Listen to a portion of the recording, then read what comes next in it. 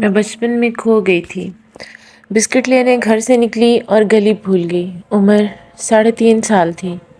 روتی روتی گھر سے دور نکل گئی۔ امی سو رہی تھی۔ ہمیشہ ان کے ساتھ بسکٹ خریدنے جاتی تھی۔ اس روز ماں کا پرس سامنے پڑا تھا۔ کھولا تو روپے نظر آ گئے۔ ایک نوٹ مٹھی میں دبایا اور دروازہ کھول کر نکل پڑی۔ اس کے بعد اصل ماں باپ، گھر جو میرا اپنا تھا، سبھی ماضی کا حصہ ہو گئے۔ نہ جانے کیسے ایک عورت مل گئی اور رو رو کر ہلکان ہوتی بچی سے پوچھا، کیوں رو رہی ہو؟ ماں باپ، گھر بار کے بارے پوچھا۔ سوال کیے، میں کچھ نہ بتا سکی۔ نوٹ ابھی تک میری مٹھی میں دیا تھا۔ وہ سمجھ گئیں کہ گم گئی ہوں۔ صبح کی نکلی تھی، اب شام ہونے آئی تھی۔ وہ مجھے اپنے گھر لے آئی۔ کھانا کھلایا، پیار کیا۔ تھکی ہوئی تھی، جلد ہی سو گئی۔ صبح اٹھی تو نہ وہ گھر تھا، نہ وہ آنگن جہاں رہتی اور کھیلتی تھی، اور نہ وہ صورتیں تھیں جو اس گھر میں میرے ساتھ ہوتی تھیں۔ رفتہ رفتہ ماں باپ، بہن بھائی بھلا دیے، اور مجھے اپنے ساتھ لانے والی نے یقیناً میرے ماں باپ کو ڈھونڈا ہوگا۔ میں نے اپنا نام روشی بتایا۔ اصل نام کیا تھا وہ بھی یاد نہ رہا۔ ان نئے لوگوں کے گھر میں میرا گویا دوسرا جنم تھا۔ ان کی 2 بیٹیاں تھیں، وفات پا گئی تھیں، پھر اولاد نہ ہوئی۔ میرا انہیں یوں مل جانا گویا ان کی دعاؤں کا ثمر تھا۔ اگرچہ یہ غریب لوگ تھے، مگر مجھے ناز و نام سے پالا۔ جب میں 11 برس کی ہوئی تو امی بیمار رہنے لگیں۔ ڈاکٹروں کا علاج جاری رہا، مگر ماں کو یہ وہم تھا کہ وہ اب زیادہ نہیں زندہ رہ پائیں گی۔ دراصل میری بیوی بیمار ہے، کافی علاج کروایا، ٹھیک نہیں ہوئی۔ اب ڈاکٹر نے بتایا ہے کہ پتے میں پتھری ہے، آپریشن کروانا پڑے گا، لیکن اس کے لیے کافی رقم درکار ہے۔ ارے بھائی، آپ اس کی فکر نہ کرو، جتنے پیسے چاہیے مجھ سے لے لو، میں کہیں نہیں بھاگا جا رہا، اور تم بھی کہیں نہیں جا رہے۔ رقم جب تمہارے پاس آ جائے دے دینا، آپریشن ضروری ہے۔ میں گاؤں سے شہر آتا ہوں، بیوی کے علاج کی خاطر یہاں آنے جانے پر ہی کافی پیسے لگ جاتے ہیں۔ پرائمری اسکول کا ماسٹر ہوں، معمولی تنخواہ ہے۔ آپریشن کے دوران کہاں قیام کروں گا، بڑے مسائل ہیں۔ قیام بھی میرے گھر کر لینا، آپ لوگ انسان ہیں، انسان ہی انسان کے کام آتا ہے۔ میرا 5 کمروں کا بڑا سا مکان ہے، اور اس میں میں فی الحال اکیلا ہی رہتا ہوں۔ اللہ کا دیا اتنا ہے کہ دولت نہیں سماتی، اور یہ دولت کس کام کی جو کسی ضرورت مند کے کام نہ آئے۔ ابا کو اس آدمی نے ایسا حوصلہ دیا کہ وہ شہر کے بڑے اسپتال میں امی کا آپریشن کروانے پر راضی ہو گئے۔ آپریشن بھی ہو گیا۔ امی ابو نے اس دوران قمر صاحب کے گھر قیام کیا۔ ہسپتال آنے جانے میں بھی آسانی رہی، اور امی صحت یاب ہو کر گھر لوٹ آئیں۔ اس دوران مجھے انہوں نے اپنی بہن کے گھر بھیج دیا تھا۔ خالہ نے میرا بہت خیال رکھا۔ امی تو صحت یاب ہو کر گھر آ گئیں، لیکن قرض کے بوجھ سے والد صاحب کی کمر جھک گئی۔ وہ کمر ہی نہیں، آنکھیں بھی جھکا کر بات کرنے لگے۔ قرض کی واپسی کا ذہن پر بڑا بوجھ تھا۔ ان دنوں پرائمری اسکول ٹیچر کی تنخواہ بہت قلیل ہوا کرتی تھی۔ 6 ماہ تو قمر صاحب چپ رہے، پھر انہوں نے دبے لفظوں میں پیسوں کی واپسی کا تقاضا شروع کر دیا۔ والد صاحب تسلی دیتے کہ ذرا صبر کریں، کچھ دنوں میں آپ کی رقم لوٹا دوں گا۔ لوٹاتے کہاں سے؟ ان دنوں تو غربت گھر کی لونڈی تھی۔ میرے ابا بہت حساس، غیرت مند اور دیانت دار آدمی تھے۔ وہ جو وعدہ کرتے چاہتے کہ پورا کریں، ورنہ ان کی جان پر بناتی تھی۔ ادھر 6 ماہ بعد قمر صاحب کے خطوط موصول ہونے لگے، جن میں رقم کا تقاضا ہوتا۔ والد صاحب بالآخر شہر گئے تاکہ قمر سے مل کر قرضہ کی ادائیگی میں کچھ وقت کی اور مہلت لے لیں۔ انہیں اپنی مجبوریاں بتائیں تو وہ بولے، اچھا میاں صاحب، اس مسئلے کو چھوڑیں، آپ کی زوجہ محترمہ تو اب ماشاءاللہ سے صحت یاب ہو چکی ہیں، آپ نے مٹھائی تک نہ کھلائی، لیکن یہ بات پرانی ہو چکی ہے، کچھ نئی بات ہو تو مٹھائی کھائیں۔ والد صاحب سمجھے نہیں۔ تبھی وہ کہنے لگے، آپ کے گھر میں بچی ہے، رشتے کی بات کی تھی، بھول گئے؟ میں نے آپ سے کہا تو تھا کہ لڑکا اور اس کا گھر بار دکھا دیجئے تو آپ بات آگے چلاتے ہیں۔ لڑکا اور گھر بار دونوں ہی آپ کے دیکھے بھالے ہیں۔ لڑکا آپ کے سامنے بیٹھا ہے اور گھر میں میرے آپ قیام کر چکے ہیں۔ قمر کی بات سن کر ابا تو گویا سکتے میں آ گئے۔ 40 سال کا آدمی جو بدصورت بھی تھا، کالا بھدی ناک والا، ان کی 13 سالہ بیٹی کا رشتہ طلب کر رہا تھا۔ وہ اس شخص کے قرض دار تھے، اس لیے احسان مند تھے، لہٰذا کوئی حیل و حجت کیے بغیر بولے، گھر جا کر بیوی سے بات کرتا ہوں اور آپ کا قرضہ لوٹانے کی کوشش کرتا ہوں۔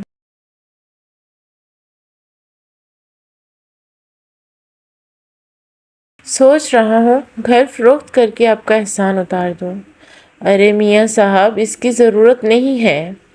میں آپ کو بے گھر نہیں کرنا چاہتا، آپ کا بوجھ کم کرنا چاہتا ہوں۔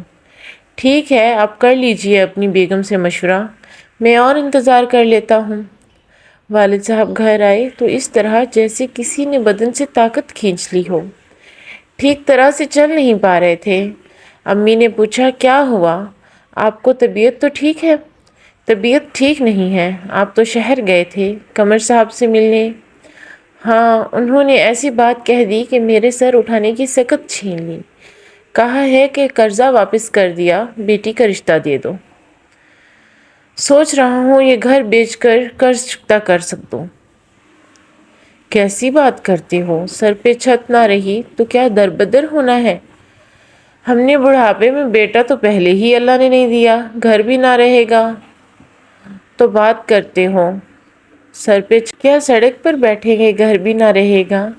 عزت سے روکھی سوکھی کھا کر سو کر بھی تو سر چھپائے ہوئے ہیں، اور بیٹی بھی آخر بیانی ہے، آج نہیں تو کل۔ قمر اتنا برا نہیں ہے، بس ذرا شکل دیتی ہے۔ اس کا کاروبار اپنا ہے، روپیہ پیسہ ہے، ہماری بیٹی عیش کرے گی عیش، اور کیا چاہیے؟ ایسے رشتے قسمت والوں کو ملتے ہیں۔ خاندان میں کوئی ایک آدھ رشتہ نکل بھی آیا تو سبھی غریب لوگ ہیں۔ یہاں بھی اس بیچاری نے مفلسی دیکھی ہے اور آگے بھی یہی سوغات جہیز میں لے کر جائے گی۔ ارے میاں، قمر کو ہاں کہو، قرضے کا بوجھ بھی نہ رہے گا اور بیٹی بھی خوشحال گھر میں آباد ہو جائے گی۔ میں تو تم کو دنا جانتی تھی، مگر تم تو سخت نادان نکلے۔ قمر صاحب کو ہرگز مایوس نہ کرنا، وہ بہت مہربان اور شفیق آدمی ہے، ہماری بیٹی کو رانی بنا کے بہت خوش رکھے گا۔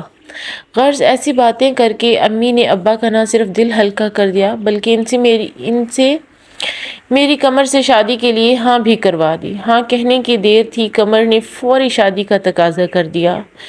یوں 14 برس کی عمر میں ہی میری شادی ہو گئی۔ میں شادی کے تقاضوں کو سمجھتی نہ تھی۔ چند دن تو اس نے چاؤ سے رکھا، اس کے بعد اس کے مزاج بگڑنے لگے۔ وہ مجھ پر شک کرنے لگا، کسی سے بات نہ کرنے دیتا، نہ کسی کے گھر جانے دیتا، ظلم اٹھاتی۔ گھر میں میرے سوا کوئی نہ تھا، میں گھر پر اکیلی تھی اور وہ سٹور چلا جاتا اور میں رو کر چپ ہو جاتی۔ ماں باپ دور تھے، ان سے بھی بات نہ ہو سکتی تھی۔ ایک دن میں بالکونی میں کپڑے ڈال رہی تھی کہ میرا شوہر آ گیا۔ کوئی شخص گلی سے گزر رہا تھا۔ قمر نے گلی میں جھانک کر دیکھا اور پوچھا، بتاؤ یہ کون تھا؟ مجھے کیا پتا کون تھا، کوئی راہگیر ہوگا، ایسے تو لوگ روز گزرتے رہتے ہیں۔ قمر نے اگلا سوال کیا، سچ سچ بتاؤ، کل جب میں مال خریدنے کراچی گیا ہوا تھا تو جواب دیا، کوئی بھی نہیں۔ اس پر اس نے چاقو نکال لیا اور اتنا ڈرایا دھمکایا کہ میں خوف سے بے ہوش ہو گئی۔ مجھ پر جو بھی گزر رہی تنہا جھیل رہی تھی۔ فون گھر میں نہ تھا، والدین کو خط لکھ نہیں سکتی تھی کیونکہ مجھے اس کی اجازت نہیں تھی۔ میرا شوہر کاپی کے صفحے گن کر رکھ جاتا تھا کہ اس کے پیچھے کسی کو خط نہ لکھ سکوں۔ ادھر میں اکیلی گھر میں ڈرتی رہتی تھی۔ میں ڈر کر بیمار ہو گئی اور 3 دن تک کھانا نہ کھایا۔ تب اس نے مجھے کہا، چلو والدین کو خط لکھ دو۔ میں جلدی سے خط لکھنے بیٹھ گئی۔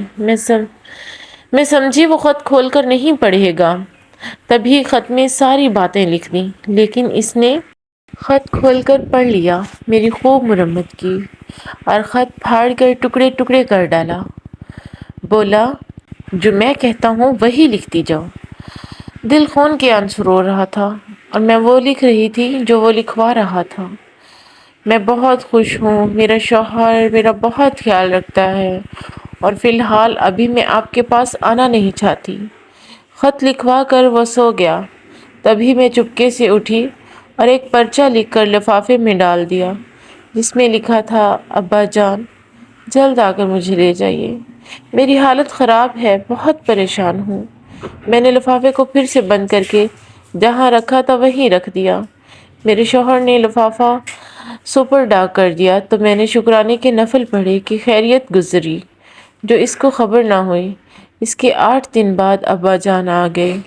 جب انہوں نے گھر میں قدم رکھا تو میں نے لاکھ کوشش کی صبر سے بات کروں، مگر صبر کہاں۔ اس وقت تو مجھے سب دکھ یاد آ گئے اور جی بھر کر روئی۔ ابا جان ایک دن بڑی مشکل سے رکے، نہ کچھ کھایا نہ پیا، اور قمر سے کہا، اس کی ماں سخت بیمار ہے، بیٹی کو لینے آیا ہوں۔ قمر ابو کے سامنے انکار نہ کر سکا اور بولا کہ اس کو جلد واپس پہنچا دینا، اور اکیلے میں مجھ سے کہا کہ خبردار والدین کو کچھ نہ بتانا ورنہ جان سے مار دوں گا۔ ماں نے جب میرے حالات سنے تو خوب روئی۔ ابا سمجھانے لگے تو ان کے پاؤں پڑ گئی، بولی یہ میرا کیا دھرا ہے، جب تک زندہ ہوں میں اس کو اس ظلم کے پاس جانے نہیں دوں گی۔ میرا دل بھی اب قمر کے لیے کوئی جگہ نہیں تھی۔ 15 روز بعد جب وہ مجھے لینے آیا میں نے جانے سے انکار کر دیا، کہہ دیا کہ جان سے بھی مار ڈالو تو اس کے ساتھ نہ جاؤں گی۔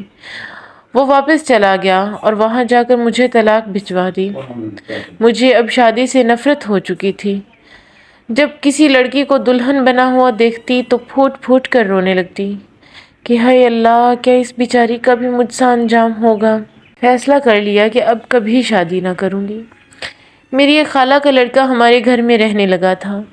ایک دن وہ ہماری امی کے آگے بہت رویا کہ خوش بخت جیسی لڑکی کہ آپ نے بخت جلا دیے، وہ اب طلاق یافتہ بھی ہے تو مجھے قبول ہے۔ اب اگر آپ نے اس کی کسی اور جگہ شادی کی تو میں آپ کے گھر سے چلا جاؤں گا، آپ کو پھر اکیلے ہی رہنا ہوگا۔ میں نے اس کی ساری باتیں سنی مگر چپ رہی۔ ہمارے گھر خالو کے ایک دوست کا لڑکا زبیر سے ملنے آتا تھا، جس کا نام ابراہیم تھا۔ زبیر کی وجہ سے کوئی اس پر پردہ نہیں کرتا تھا۔ ایک دن ابراہیم نے امی سے کہا، میں آپ کی بیٹی کو سہارا دینا چاہتا ہوں، بے شک اسے طلاق ہو گئی ہے مگر اس کو دوبارہ گھر بسانے کا حق ہے۔ امی یہ سن کر چپ ہوئیں کیونکہ جانتی تھیں کہ ابراہیم کی منگنی ہو چکی ہے۔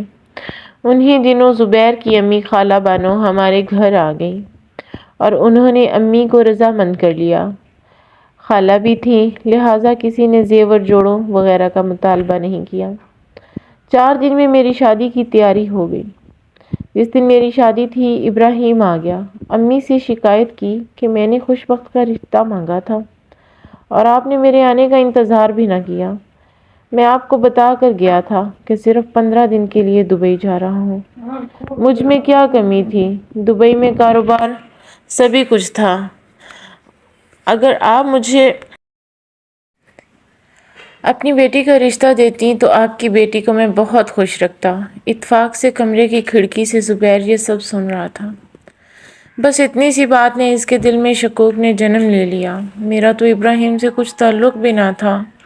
وہ جب ہمارے گھر زبیر سے ملنے آتا تو میں اس کے سامنے بھی نہ جاتی تھی۔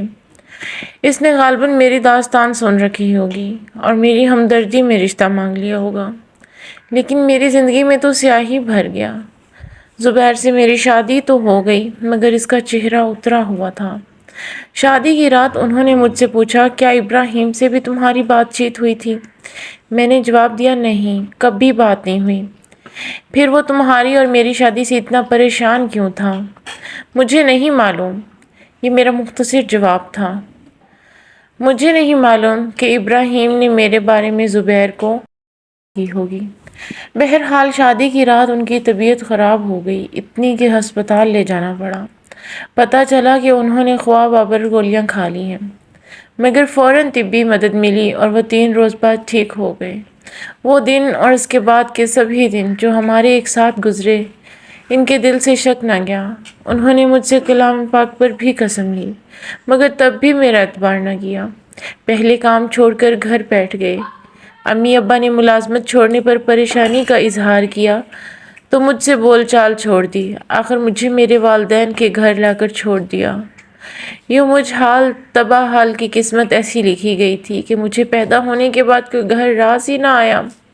والد وفات پا گئے، پھر امی چل بسیں اور میں انہی کے گھر میں تنہا ہی زندگی کے دن پورے کرتی رہی۔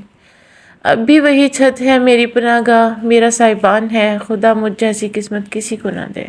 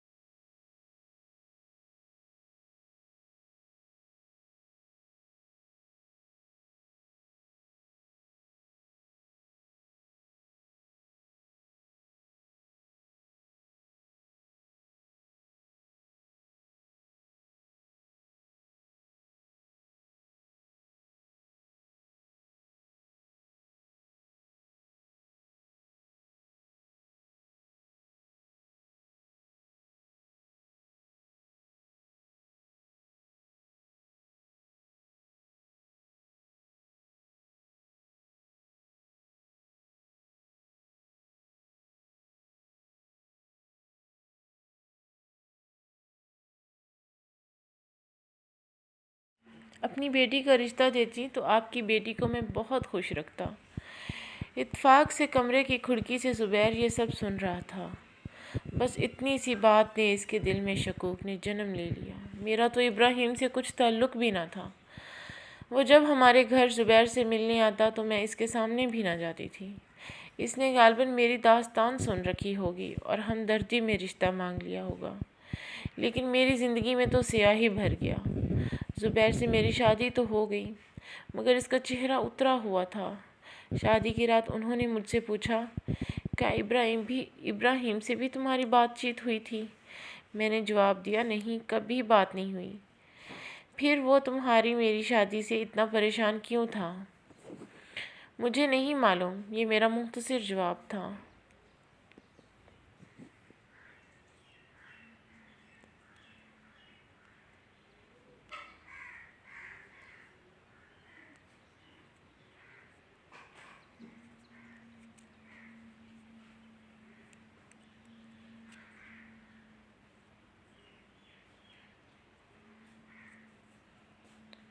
مجھے یہ بھی نہیں معلوم کہ ابراہیم نے میرے بارے زبیر کو کوئی بات کی ہوگی۔ بہرحال شادی کی رات ان کی طبیعت خراب ہو گئی، اتنی کہ ہسپتال لے جانا پڑا۔ پتہ چلا کہ انہوں نے خواب آور گولیاں کھا لی ہیں۔